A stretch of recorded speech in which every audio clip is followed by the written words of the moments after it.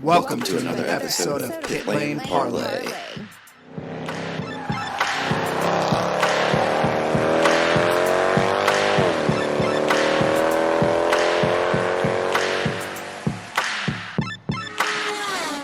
Welcome to another episode of Pit Lane Parley. My name is host Mike Jokum. Jess and Matt join me tonight as we have some things to talk about and some races on YouTube to share with you guys. But first, tonight's episode is brought to you by Manscaped. Manscaped offers precision engineered tools for your family jewels.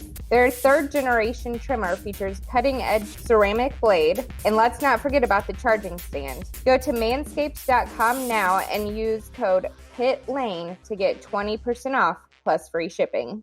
Okay, guys. So, we're just keeping up with the news and hope you guys are following us on Twitter and getting engaged with some of the discussions we've got going. Mike and Jess just had some content put up on YouTube, great interviews, great stuff. We got the Pit Lane Parley Grand Prix going on YouTube.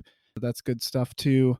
But just a quick reminder, just like Jess said last week, if you do need any sort of updates on the latest news within the IndyCar world, go to www.indycar.com/2020/schedule updates.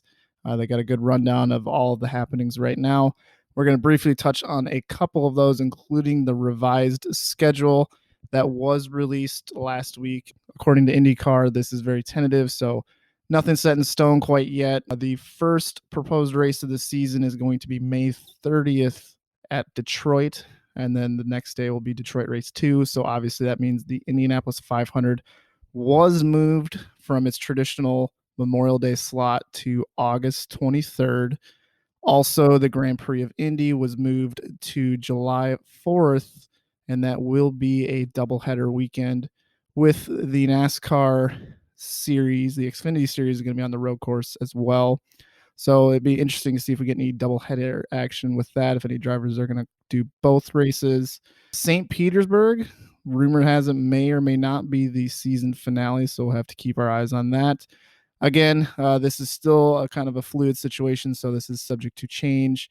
Long Beach and Circuit of the Americas and Barber still appear to be canceled, so it doesn't look like we're going to make those up. So, guys, what are your general thoughts about the schedule update?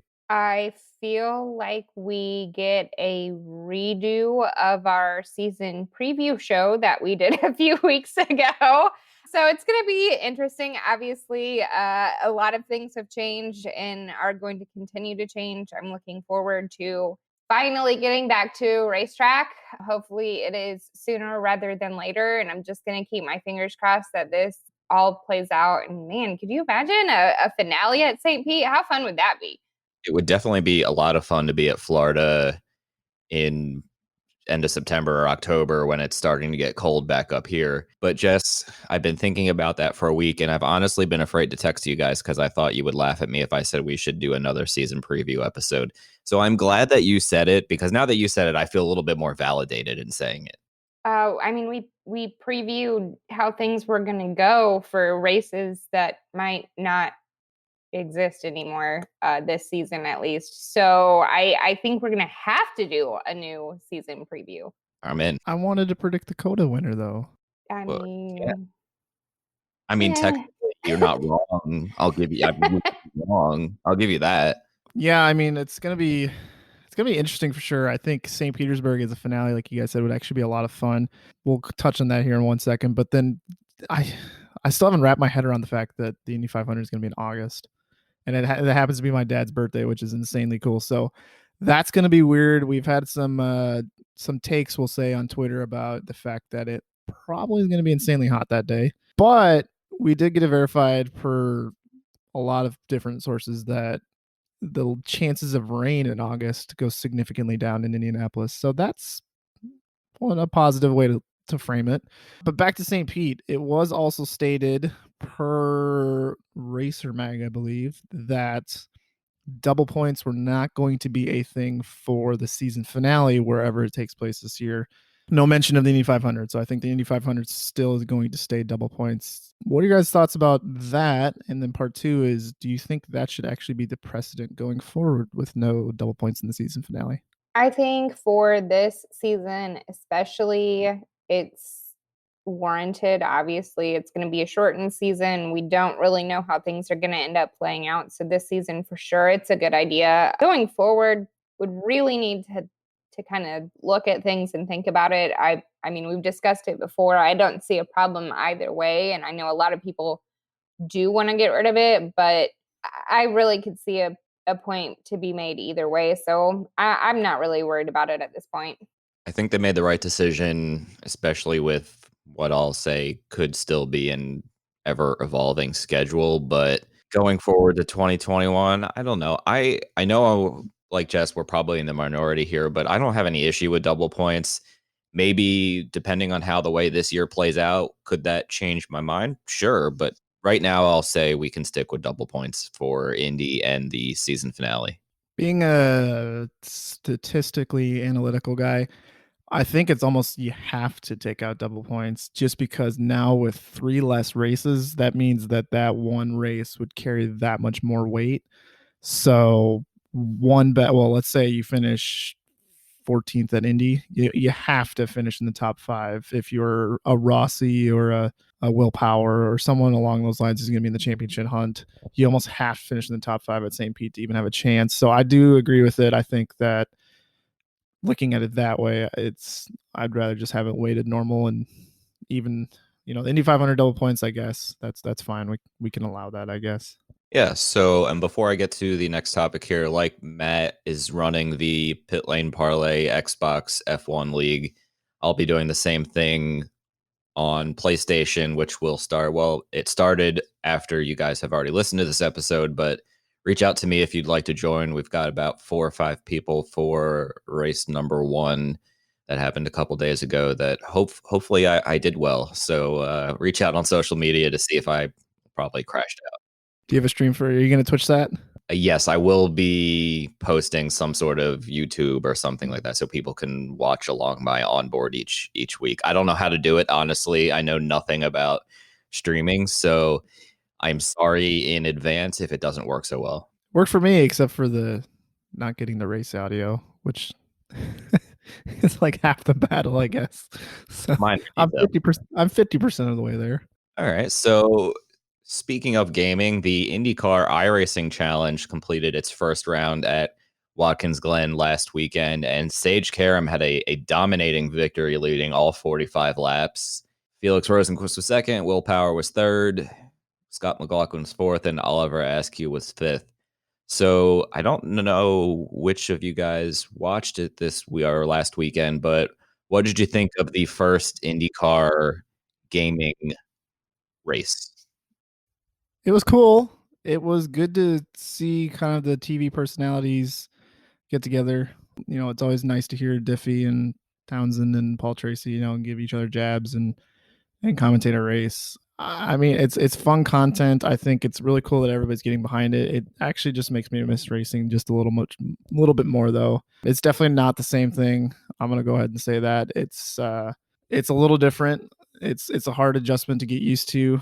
I do miss the actual product, but like I said, it's something to do during this time. It's a good distraction for what's going on, and I appreciate that INDYCAR and all the associated producers, sponsors, TV, etc., went through great lengths to produce a quality product because I thought it was well done. I thought it was cool that American Red Cross decided to team up with INDYCAR for it. I thought that was a really cool way of getting their message out. I also thought it was interesting and saw a few comments too on social media during and afterwards about how watching it made people realize what the cars are going to be like with the aero screen in a race kind of atmosphere, even though it's not real. People pretty much said that, after a couple laps, they kind of didn't even notice them anymore. So I thought that was a cool thing about it. But yeah, like you said, it doesn't really replace racing. It's just kind of a distraction right now. But it'll be interesting to see how how it grows over the next few weeks. Yeah, I had fun for the, I don't know, 90 minutes or so it was. Afterwards, when the web press conference was over, I felt kind of like, well, usually after a race day is done, we're grabbing food and hanging out with some people and whatnot. And well, instead, I was just sitting at my kitchen table, so eating pizza, which I mean, I guess isn't so bad, but it was different. It was kind of weird to adjust to, but Jess, you bring up a good point about the aero screens. I didn't even really think about the fact that they were quote unquote on the car until the announcers brought it up. It just kind of blended right into me from the start. Matt, did you notice the same thing? Yeah, and even then, Stephen Wilson actually tweeted a video of him and James Davison racing at the Indianapolis Motor Speedway today, so with the Speedway trim. And even then, after the third time I watched the clip of, I think it was Davison crashing, even after the third time I watched it, I'm like, wow, I forgot that there were screens on the car. So to me, based on what we've seen in testing and then, the images that came out prior to the season and more testing, I think it's actually just grown on me. So it's something that I don't really take into account anymore. It's just like one with the car. And to me, it all looks great. Yeah, and real quick before we get to a prediction for the next one, the Road to Indy did a combo race, all three series in one, a bunch of guys, some team owners. I think Philip Dennis won. I believe he's a Juncos driver in USF 2000. I did not put that up on my screen beforehand, but I think there was like 34 cars at Barber, which was kind of mayhem, but it actually was a much cleaner race than I expected. So good for the Road to Indy guys to be involved in the iRacing world as well. This weekend, the INDYCAR guys are at Barber Motorsports Park. So instead of doing a long prediction, we're just going to do a quick one here. Who is your winner this weekend? I don't even know who all's racing this weekend. I'm going to be honest. Is it all the same people? I think so. As of recording right now, which is late Tuesday night, we don't have a different entry list other than the fact that we're going to assume Robert Wickens is added. And yeah, I don't know if there's going to be any differences other than that. So maybe one or two more additions on top of that. Okay, well then just for something to say, I guess I'm going to go with Wickens because that'll be fun. That was my answer. I don't want to say Karam. I mean, obviously, I feel like Karam has something figured out with this whole iRacing deal. So I guess I'll go with P2 last week and Rosenquist. I think he put on a pretty good show, and he's a good natural road course kind of guy. So I'll go with Rosenquist. Well, in that case, I'm going to stick with Sage. Sage is a very accomplished iRacer. I watched him win two Watkins Glen races last week, and I think he led every lap in both races. So he's pretty good at that. So we will move on here to just a quick little segment. All three of us are going to give you guys two races that you can watch the entire race on YouTube while you are staying inside. So Jess, you want to start? Sure. I am going to say you should watch the 2010 Chicagoland race and also the 2016 Indy 500. Good way to waste some time while you are in quarantine. Yes, I think if you don't want to sit down and watch every season, which is something I've done, no shame, the two races that I would start off with would be 2001 Kart Fontana race, the brilliant race with like 1 million passes, and then the 2013 race at Sao Paulo, which in my book is the best road course race ever put on by INDYCAR. Good choices. I will go with Nazareth Speedway 2000, Gilles de Ferran won, and Kentucky 2011, which was Ed Carpenter's first career win and the first win for Sarah Fisher Racing. So real quick before Jess gets to the Joker lap, Team Pit Lane shoutouts this week go to my best friend and Jake Neely. Let's go with Colin Taylor. And last but not least, Stephen King, who's now all the way over on the other side of the world in Australia. So hopefully Stephen, you're settled in and having a good time over there. And with that,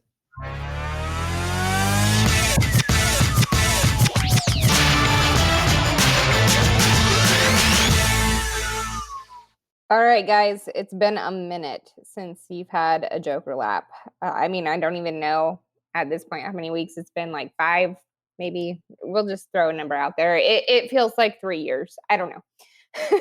So obviously, we have given you some good ways to fill some of your quarantine time with some races to watch and some iRacing that is coming up. And these guys are doing some games or leagues, whatever you want to call them. I don't even know. I don't play games. Sorry.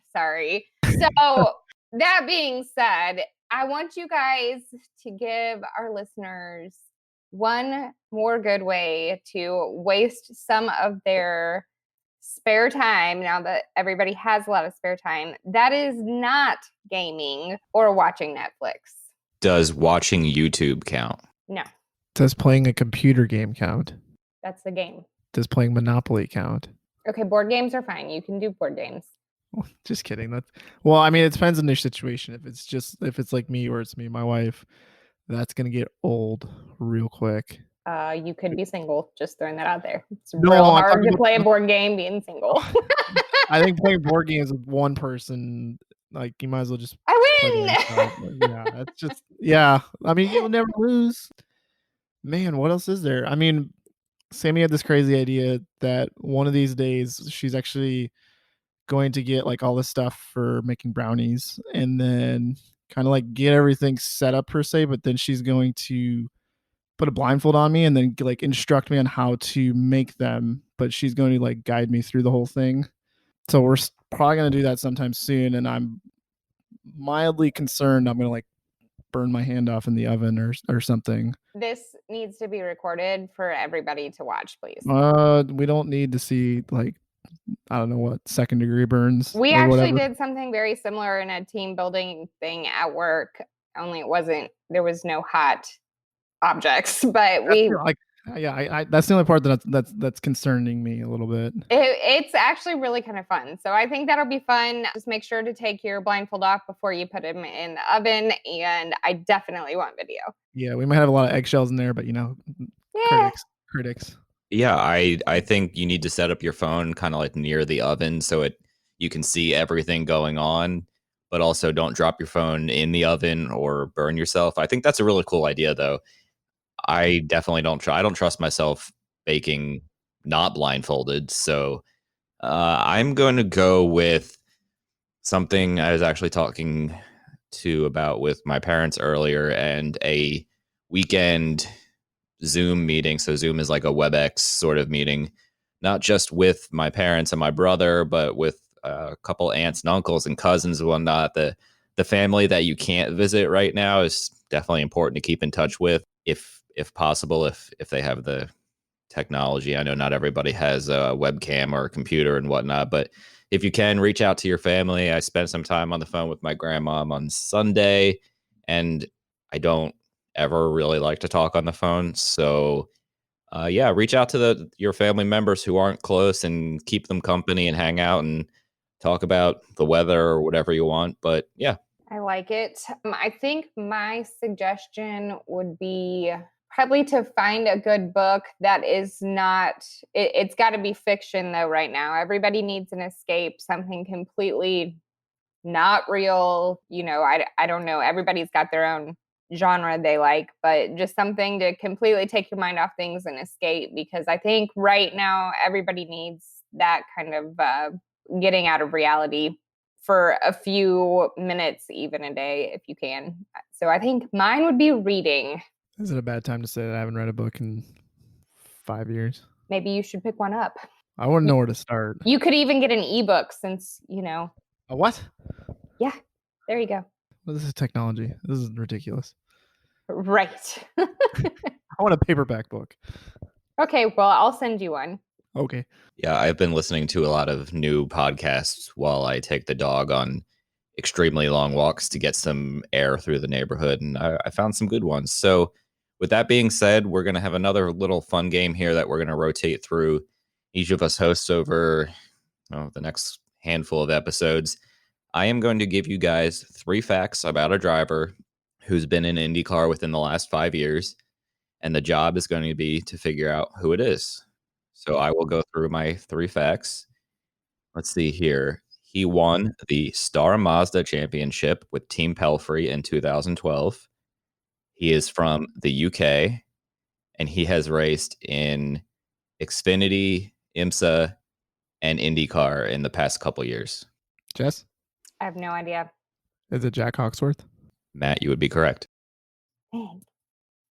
I need to brush up on weird facts about drivers. 2012 is an old wound. That's when I was really getting into the whole Twitter thing, and he beat out Connor DeFilippi that year for the championships. I was really bummed about that one. I'm not gonna lie. I wanted Connor to win that pretty good. He's one of the first drivers that I got to know on a personal level. So, but yeah, Jack was insanely good that year. So yeah, I think he won. Hold on, let me go back here. He won 1, 2, 3, 4, 5, 6, 7, 8 races, and he skipped the last race of the year and still won the championship. Yeah, it was out of this world. Just looking at the 2012 Star Mazda grid, you mentioned Connor DeFilippi, Juan Pietrahita, Gabby Chavez, Ashley Freiberg, Kyle Kaiser, Zach Veach, Sage Karam, Is Gustavo in that season? Gustavo Menezes. Yeah, Yeah, he was on Team Pelfrey. he ended up going to Europe, and I don't know where he's at nowadays, but I know he got to like pretty high categories over there too. Yeah, he's raced in Le Mans the last couple of years for Rebellion Racing. Yeah, so he made it. So that's a fantastic grid. Holy cow. So with that, we will wrap it up this week, just like we did last week with the highlighting the positives. So, Jess, do you want to start? Sure.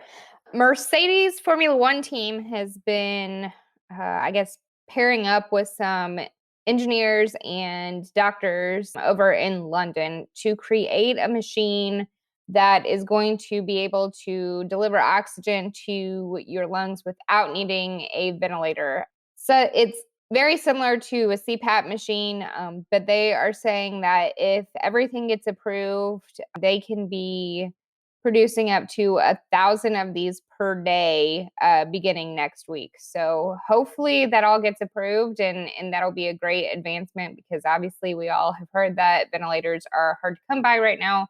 So let's keep our fingers crossed there. Yeah, not surprising when you think about it, because F1 teams and engineers are so good at designing most technology anyways. So see what they put on the track. It's really not a surprise when you think about it. So that's good for Mercedes. Mine's gonna be a quick shout out to my buddy Connor Daly. He has been just lighting it up on his Twitch stream and some of the videos he's been making for iRacing and whatnot. So I just wanted to do a quick shout out. Not only has he been racing really well, but more importantly, he's been distributing a lot of laughs and been having a good time. And it's easy for us to watch those videos and to smile and laugh with him. So keep it up, Connor. These laughs are really appreciated right now, and it's definitely making a difference in the morale of a lot of your fans. Oh yeah, Connor's stream Sunday night during the Elite Racing Gateway Motorsports Park race was hilarious and super entertaining at around 11:30 at night, when I probably should have been going to sleep, but it was definitely worth staying up late. And I'll wrap it up with a shout out to Max Pappas trying to help Robert Wickens get some sim gear set up for last weekend. Unfortunately, it didn't arrive on time in the end, but at that point you're at the mercy of UPS or wherever they ended up shipping it through. But Robert's sim equipment deal fell through somehow, some way, and Max built him a special steering wheel with hand controls for the throttle and the brake as well in like a day or a day and a half. So real cool to see more than just Max, but the racing world come together and try to help Robert out last minute to get him up and running for last weekend. And it sounds like he should be running this weekend at Barber Motorsports Park. So props to Max Pappas and everybody else who helped Robert out in a time of need. And he's going to win this week. And he's going to win this week, says Jet. I would not be disappointed if Robert won. That'd be awesome. I don't think anybody would. No, I might shed a tear or two if that happens. Well, on that note, guys, I think that's about it for the week, unless we have anything else that I missed. Jess, go ahead and sign us off. And guys, keep your lug nuts tight.